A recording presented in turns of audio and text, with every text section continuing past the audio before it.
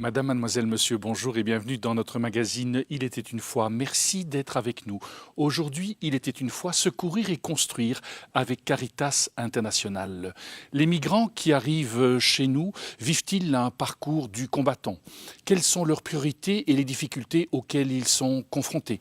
Comment bien les accueillir et dépasser certaines peurs? Je vous laisse regarder le sommaire de notre magazine.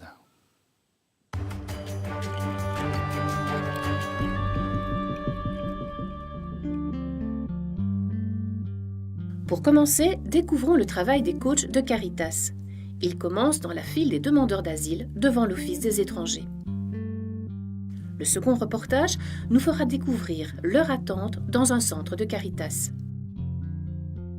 Une fois leur permis de séjour reçu, nous verrons que tout n'est pas gagné pour autant.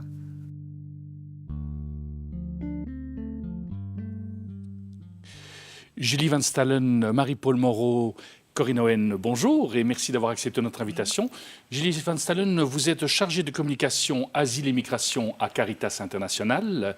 Marie-Paul Moreau, quant à vous, vous êtes membre du bureau accueil porte ouverte en réseau avec Caritas International. Et vous, Corinne Owen, vous êtes journaliste aux médias catholiques et vous avez réalisé des reportages avec Jean-Louis Gios qui vont illustrer notre magazine. Alors, qu'en est-il du premier? Eh bien, donc, secourir et construire, qui est un des slogans de Caritas International, nous a interpellés. Et donc, on a voulu voir un petit peu quelles étaient les missions et quels étaient les objectifs de Caritas. Alors, Caritas ne peut pas exister sans des équipes qui sont vraiment motivées. En tout cas, moi, c'est ce que j'ai remarqué. Des bénévoles aussi et justement des coachs, ce que vous appelez des coachs.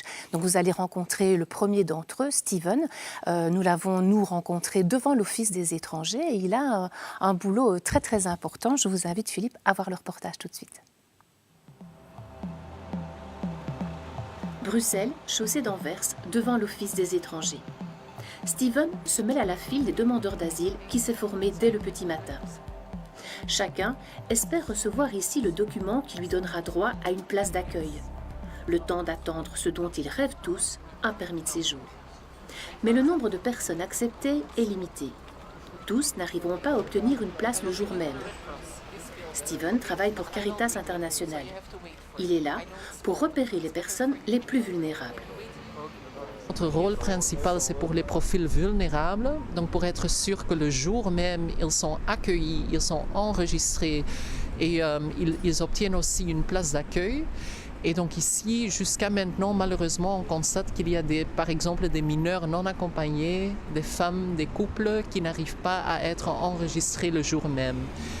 On a une bonne collaboration dans le sens qu'on essaie de négocier avec l'Office des étrangers pour être sûr que le jour même ils peuvent entrer, mais jusqu'à la fin, malheureusement, il y a toujours un groupe qui reste et qui n'est pas encore accueilli. C'est pourquoi Steven reste sur place et il rassemble autour de lui les malchanceux du jour qui ne peuvent être accueillis. Une dernière solution est pourtant possible, le pré-accueil offert par la Croix-Rouge par exemple. Il est à quelques centaines de mètres de l'Office des étrangers. Mais quand on ne connaît ni la ville ni la langue, comment y arriver? Quand il n'y a pas une organisation ou des personnes qui expliquent ce genre de choses, on a peur que peut-être ils vont perdre leur chemin, ils ne vont pas trouver le pré-accueil, même que c'est juste 5 minutes à pied d'ici. Mais si vous ne le savez pas, vous n'allez pas trouver donc l'entrée du pré-accueil. En Belgique, Caritas International a mis l'accent sur l'accueil des migrants et leur accompagnement. Mais elle fait partie d'un réseau mondial de 165 organisations qui travaillent ensemble dans 200 pays et régions. Aux quatre coins du monde, elle rend espoir aux victimes de conflits et de catastrophes. Elle cherche surtout à aller plus loin qu'un projet d'urgence en prêtant une attention toute particulière aux plus vulnérables, les femmes et les enfants. Corinne, vous qui avez fait la file justement avec ces migrants, qu'est-ce qui vous a touché en préparant ce reportage? Eh bien, tout d'abord, nous sommes arrivés, nous, il était vers 7h30, 8h moins le quart, et la file était déjà formée depuis bien longtemps. Je parie que les premiers devaient être là depuis 6h30 du matin. Il faisait 0 degré aussi, donc vraiment très très froid. Et il y avait là des femmes avec des bébés, des messieurs qui avaient une toute petite veste très très légère sur eux, et certains n'avaient même pas de chaussettes dans leurs baskets. Et vraiment, les conditions étaient difficiles, quoi. Et voilà, ils étaient là dans le froid et ils attendaient. Et l'attente commence. Parce que vous allez voir, l'attente, elle va être tout au long de leur parcours. Peut-être avant de commencer, Julie, la différence entre Caritas International et Caritas Secours?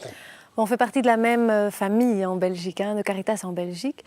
Caritas Secours travaillera plus sur les thématiques pauvreté, welzijn, santé, là où Caritas International, c'est vraiment le bras international de Caritas en Belgique. On travaille la coopération internationale et l'asile et la migration.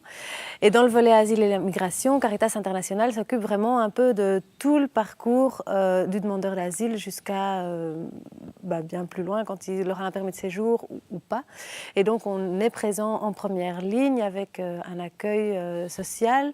On organise l'accueil de demandeurs d'asile dans des maisons individuelles, aussi dans des centres collectifs depuis l'urgence de cet été. On travaille l'intégration, le retour volontaire, la réintégration après retour. On a des tuteurs professionnels qui travaillent pour nous à l'accueil de mineurs étrangers non accompagnés. Donc on a vraiment une palette d'outils qu'on peut mettre en œuvre pour aider ces personnes. Vous avez le sentiment que les migrants qui arrivent chez nous vivent un véritable parcours du combattant? Certains, tout à fait. Et avec la crise de l'accueil cet été, certainement. Donc, comme le reportage l'a montré, certaines personnes arrivaient très tôt à l'Office des étrangers pour pouvoir finalement enregistrer leur demande d'asile, parfois après un voyage qui a duré depuis des années déjà. Moi, je connais des Syriens qui ont mis 2 ans à arriver en Europe, qui ont vécu des choses très, très dures. Et cet été, à cause de la crise de l'accueil, certaines personnes n'ont pas pu enregistrer leur demande, devaient revenir. Et donc, il y avait vraiment une énorme vulnérabilité dans cette file à l'Office des étrangers. On a dû mettre quelque chose en place et c'est ce que Caritas a fait en mettant une équipe au sein de cette file pour essayer de détecter les vulnérabilités. On a aussi ouvert rapidement un accueil à l'église Saint-Roch. Et voilà. Et puis ensuite, on a fini par mettre en place finalement des centres collectifs d'accueil parce qu'on devait, à problème urgent, réponse urgente, et on voulait vraiment donner une réponse rapidement et éviter que des gens dorment à la rue. Comment est-ce que l'administration réagit quand elle voit Caritas International arriver et gérer tout ce qui n'est pas fait par ailleurs? Ça s'est fait en très bonne collaboration. Je pense que l'Office des étrangers est surchargé aussi à certains moments, donc ça s'est très bien passé. Ce qui veut dire que certains des migrants font la file pendant plusieurs jours avant de pouvoir obtenir leur autorisation? Certains, oui.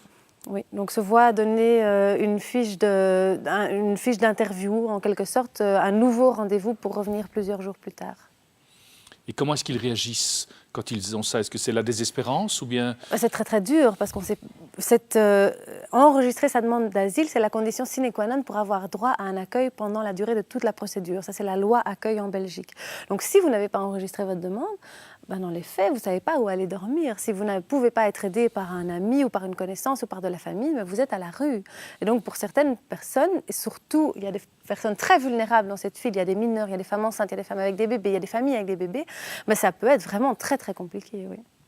Pourquoi est-ce que Bruxelles accueille porte ouverte, s'est investi dans cette réalité? Mais comme Julie l'expliquait, donc on fait partie de leur réseau à travers Caritas Secours et donc on a cette première ligne de personnes qui viennent chez nous depuis longtemps et avec la crise de l'asile, on a été aussi interpellés par à la fois des paroisses qui voulaient faire quelque chose et des personnes individuelles qui disaient qu'est-ce qu'on peut faire et on était là pour répondre avec les outils qu'on recevait par Caritas.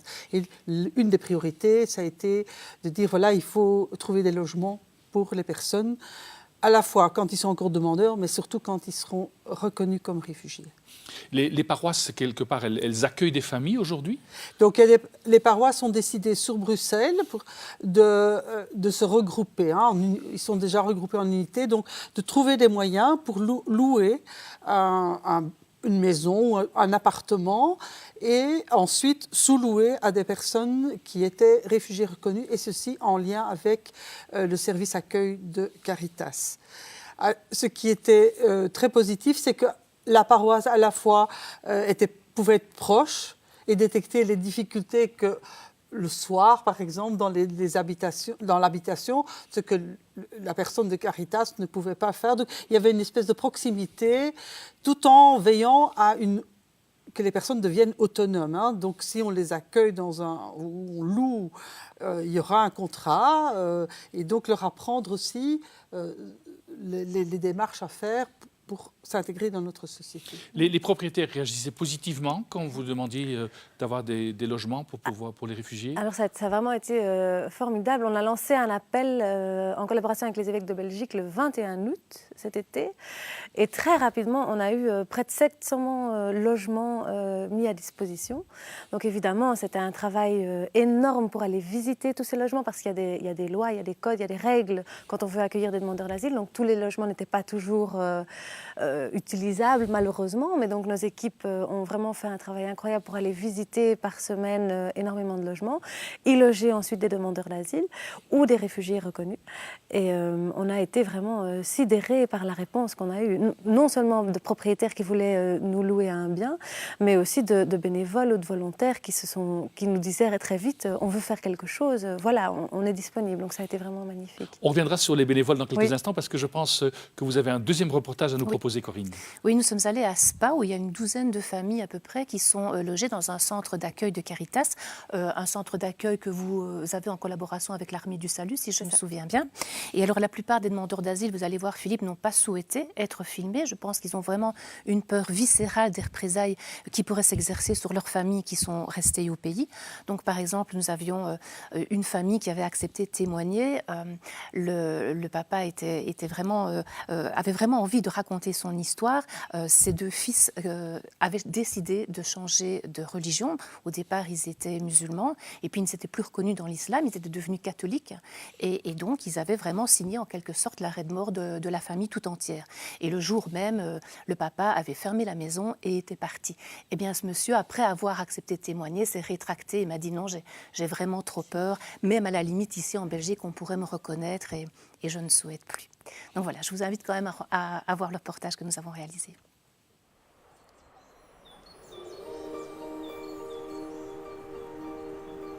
Sur les hauteurs de Spa, la villa Meyerbeer accueille des hôtes qui viennent de loin. Et parmi eux, Ahmed. Ce matin, il a rendez-vous avec une assistante sociale. Ahmed a quitté l'Irak il y a quelques mois seulement.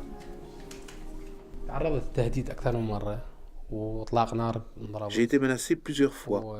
Ils étaient armés.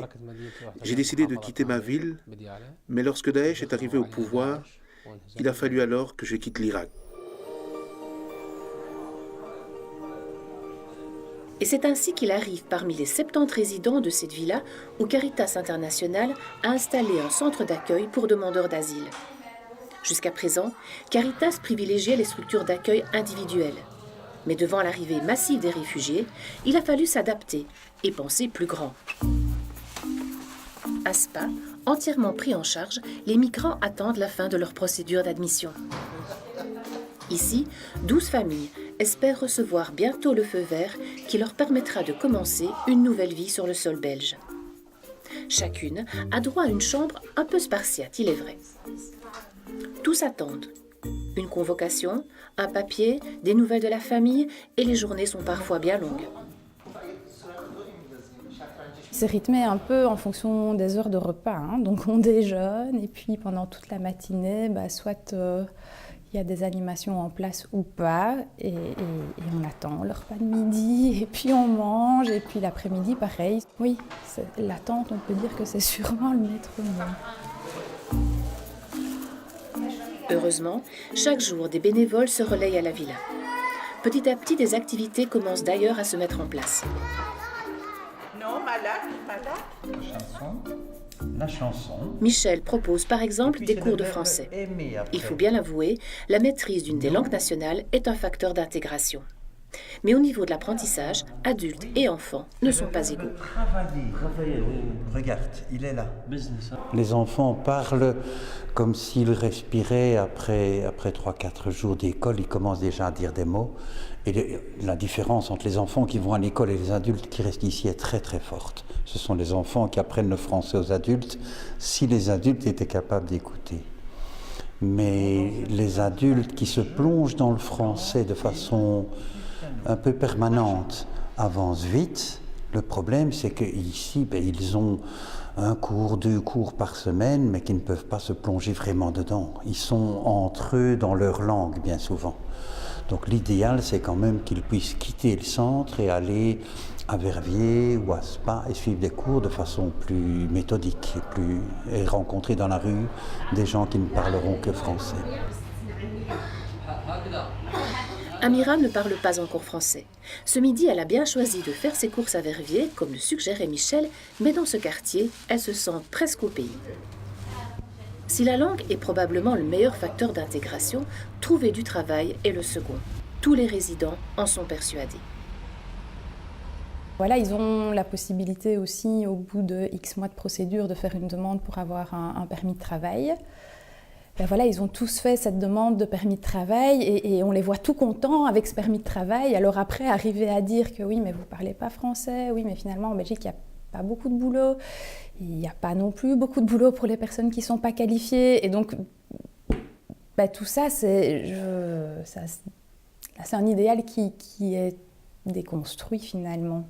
On voit que ce temps, sans avoir pu s'exprimer, sans savoir finalement ce qu'il adviendra de ce projet migratoire, oui, un découragement, pour certains vraiment des dépressions qui s'installent. Enfin, oui, c'est très très très dur au quotidien.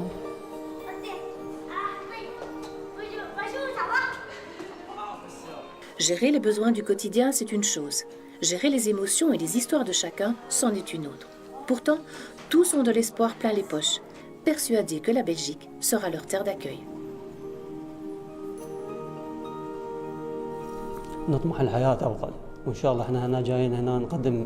J'espère pouvoir trouver un avenir ici et participer avec les Belges à la construction de la Belgique. On ne vient pas ici pour ne rien faire, mais pour travailler à leur côté.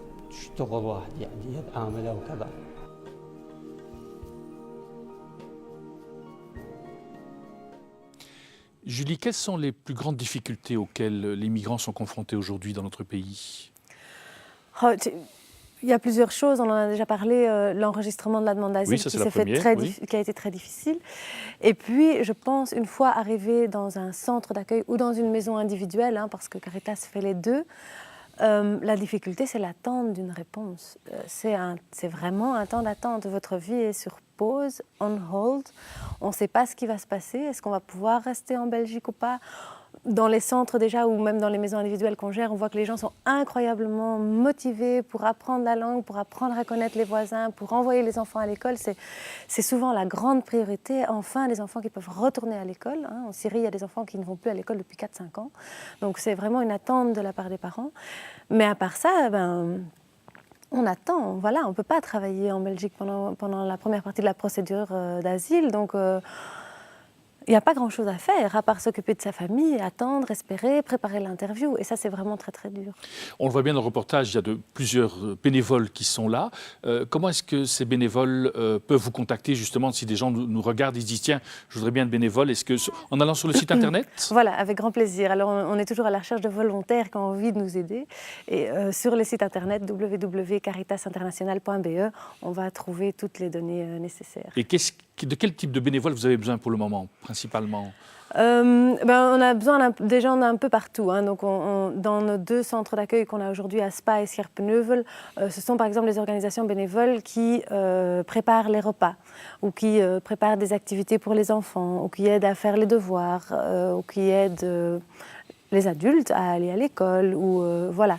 Et donc, les gens qui vivent déjà dans une maison, est-ce qu'il n'y a pas des bénévoles qui les accompagnent aussi, parce qu'ils peuvent être pris d'une grande solitude s'ils sont chez eux? En effet, oui. Mais là, c'est parfois plus difficile et on n'a pas encore de structure chez Caritas International pour créer ça. Il faut savoir que les volontaires, c'est vraiment quelque chose de neuf pour Caritas International. Ça fait 6-7 mois qu'on a vraiment une structure pour travailler avec des volontaires. On en a grandement besoin, mais c'est encore nouveau pour nous. Donc, on est un peu en train de se chercher, comment est-ce qu'on peut grandir avec les volontaires dans ce Marie-Paul, en paroisse, comment est-ce que vous les accompagnez? En entendant ça, je dis, nous, on avait la semaine dernière un réfugié reconnu qui avait la possibilité de louer quelque chose du côté de Eupen. Il devait aller voir le propriétaire là-bas, mais la personne parlait à peine, parlait qu'un tout petit peu l'anglais. Il fallait quelqu'un qui l'accompagne. Donc pour nous, ce serait terriblement précieux de trouver un bénévole qui serait d'accord de donner une journée, accompagner cette personne en train jusqu'au lieu et avoir ce contact avec le propriétaire. Je pense que ce type de bénévolat est vraiment très, très important. La recherche logement est très, très difficile. Et là, c'est magnifique d'avoir des volontaires qui ont envie de chercher un logement avec un réfugié qui vient d'être reconnu. Parce que c'est vraiment très difficile d'être reconnu réfugié. Et bien, vous avez 2 mois pour quitter la structure d'accueil où vous étiez en tant que demandeur d'asile. Et là, c'est incroyablement complexe, sans argent, sans connaissance, sans parler la langue, de trouver un logement. Et là, le bénévole est vraiment terriblement précieux. Aussi quelqu'un qui parlerait leur langue, parce qu'on peut trouver quelqu'un qui parle l'arabe et qui est parfaitement trilingue.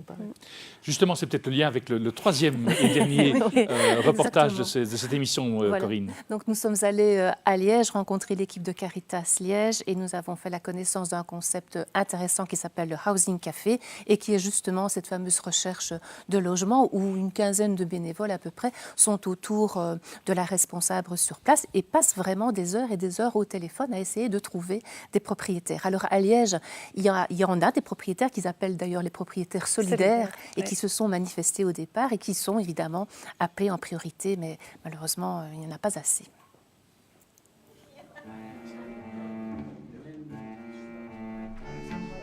Karim et Farid viennent d'Irak. Ils sont accompagnés par un ami qui leur sert d'interprète. Et nous éviterons de montrer leur visage.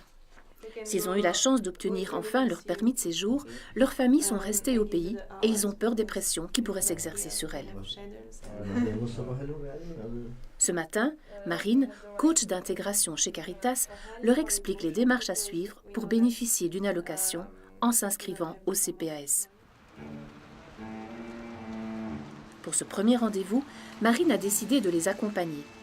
Pas facile en effet pour eux de se repérer dans Liège et encore plus compliqué de demander son chemin. Alors c'est sous la pluie qu'ils découvrent ensemble le quartier. Les personnes qui viennent chez nous, elles ont encore cette joie du positif. La décision qui est tombée, la décision positive qui dit qu'elles peuvent rester ici en Belgique.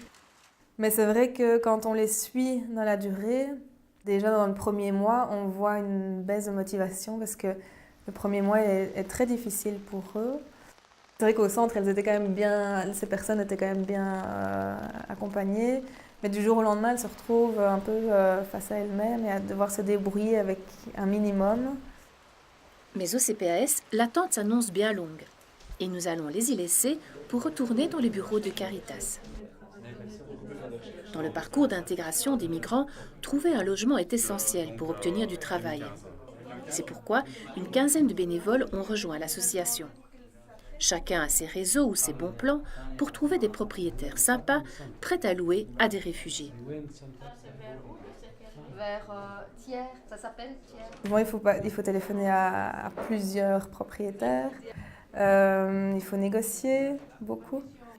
Parce que quand on dit c'est pour quelqu'un qui est nouveau ici en Belgique, un étranger, ils demandent aussi souvent est-ce que les personnes travaillent, etc. Non, elles ont le CPS.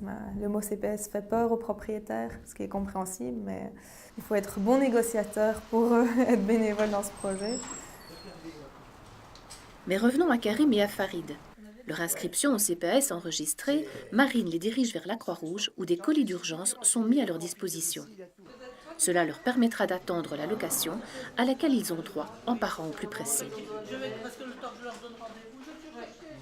Donc nous, on est là pour leur dire soyez patients, ça va arriver. Et c'est vrai que les administrations comme le CPS ou les communes sont parfois lentes, parfois prennent plus de temps que ce qu'il ne faut parce que là, en ce moment au CPS, il y a énormément de demandes et c'est des travailleurs, des humains qui doivent faire en fonction du nombre de demandes. Donc parfois, oui, il y a du retard, ça dépasse le mois, où il y a des petits problèmes administratifs qui font que ça ne dure pas 1 mois, mais 2 ou 3 mois. C'est vrai que ces personnes se découragent par le temps que ça prend. Marine donne ses derniers conseils avant de laisser Karim et Farid commencer leur nouvelle vie.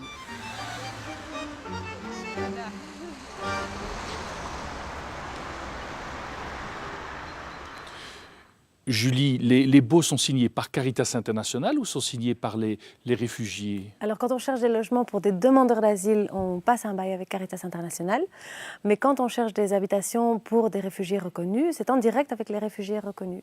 Donc, on a vraiment besoin de propriétaires solidaires qui ont envie de s'engager dans ce projet-là et qui ont envie de donner une chance à une famille qui commence sa vie en Belgique. Et là, c'est plus difficile? Ben, disons que ce qu'on remarque, c'est que vraiment pour les réfugiés reconnus, déjà, ils n'ont pas d'argent, pas de moyens, ils ne connaissent pas la langue. Et donc, trouver un logement sans avoir de moyens, déjà, il y a une grande réticence de la part des propriétaires, ce qui est compréhensible. Mais il faut savoir que pour avoir droit à un revenu d'intégration du CPAS, il faut être déjà sur le territoire de la commune de ce CPAS. Donc, si vous n'êtes pas sûr d'y trouver un logement, c'est vraiment un cercle de pauvreté vicieux qu'il faut arriver à transcender, en quelque sorte. Et c'est là où Caritas intervient, où on dit, mais voilà, nous, on peut essayer de faire ce gap entre l'aide matérielle dans les structures d'accueil et l'aide financière en essayant de trouver avec vous un logement qui soit abordable, qui soit près de transport en commun, que vous ne soyez pas trop éloigné parce qu'il faut aller vers les cours de langue, il faut aller vers des écoles, etc. Et d'essayer de trouver des propriétaires solidaires qui ont envie de s'engager avec nous dans ce trajet-là. Et ce qui a été super, c'est qu'on en a déjà quand même trouvé tout un tas et on espère encore en trouver parce qu'on commence à manquer cruellement de logements pour les réfugiés reconnus en ce moment. Marie-Paul, vous êtes confrontée à la même situation? Oui, donc nous, alors à ce moment-là, c'est là, je pense que les paroisses ont un rôle à jouer, c'est qu'eux peuvent, dans leur projet, louer un bien au prix du marché et puis le sous-louer aux réfugiés reconnus et avoir un bail avec eux, ce qui leur permet d'avoir après l'aide du CPAS. Et donc je dirais que vraiment, l'appel qui peut être fait aux paroisses, c'est à ce niveau-là de trouver ces propriétaires-là qui sont prêts à accepter après de sous-louer à la paroisse pour permettre aux personnes d'avoir un logement qui est correct aussi. Ouais. Si je vous entends, vous faites un appel à toutes les paroisses de se mobiliser voilà. pour accueillir... Pas que les paroisses, mais vraiment à tous les propriétaires qui ont envie de louer leurs biens. Parce qu'il faut savoir que le logement, c'est vraiment la condition sine qua non pour démarrer sa vie en Belgique. Sans ça, pas possible d'être tranquille. On a peur, où est-ce qu'on va dormir, comment faire. Pas possible de commencer à inscrire ses enfants à l'école, de suivre des cours de langue, etc. C'est vraiment la condition sine qua non pour bien démarrer sa vie en Belgique. Et pour des personnes qui ont déjà eu un parcours tellement difficile, c'est hyper important. Et donc voilà, on réitère cet appel-là, absolument. Donc, vous cherchez à la fois des propriétaires, vous cherchez également des bénévoles. Pour toutes les informations, ils les trouveront sur votre site de Caritas International qui s'affiche actuellement sur les écrans. Mais également, il est possible aussi de vous soutenir, si on n'est pas propriétaire d'un bien, etc., ou qu'on ne dispose plus de temps, de vous soutenir financièrement avec le numéro de compte également qui s'affiche sur les écrans. Merci à toutes les trois, en tout cas, de nous avoir partagé un petit peu les difficultés auxquelles sont confrontés les migrants qui arrivent dans notre pays. Nous arrivons déjà au terme de notre magazine. Merci d'être resté avec nous. Si vous souhaitez le revoir, il vous est possible de le faire en allant sur notre site catobel.be. Au nom de toute l'équipe qui a préparé cette émission, il ne me reste qu'à vous souhaiter une excellente journée. Je vous dis à très bientôt.